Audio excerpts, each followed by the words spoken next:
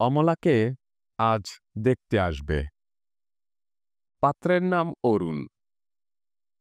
নাম শুনেই অমলার বুকটিতে যেন অরুণ আভা ছড়িয়ে গেল। কল্পনায় সে কত ছবিই না আঁকল।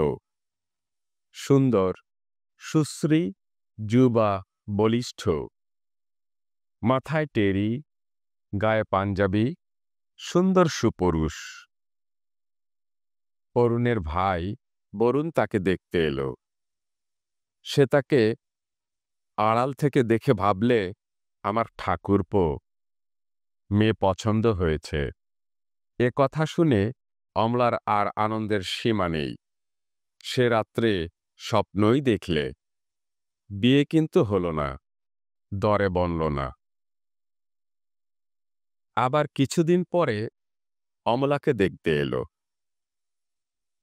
এবার পাত্র স্বয়ং, নাম হেমচন্দ্র। আবার অমলা লুকিয়ে আড়াল থেকে দেখলে। বেশ শান্ত, সুন্দর চেহারা, ধপধপে রং, কোঁকড়া চুল, সোনার চশমা, দিব্যি দেখতে। আবার অমলার মন ধীরে ধীরে এই নবীন আগন্তুকের দিকে এগিয়ে গেল। ভাবলে, কত কি ভাবলে।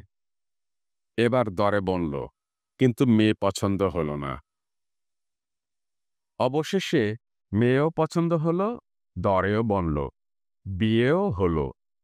পাত্র বিশ্বেশ্বর বাবু, মোটা, কালো, গোলগাল হৃষ্টপুষ্ট ভদ্রলোক। বিএ পাশ, সদাগরি অফিসে চাকরি করেন। অমলার সঙ্গে যখন তার শুভদৃষ্টি হলো, তখন কি জানি কেমন একটা মায়ায় অমলার সারা বুক ভরে গেল।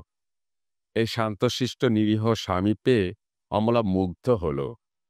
অমলা সুখেই আছে। সম্মানিত শ্রোতা, এই ছিল শ্রদ্ধেয় লেখক বনফুলের ছোট গল্প অমলা।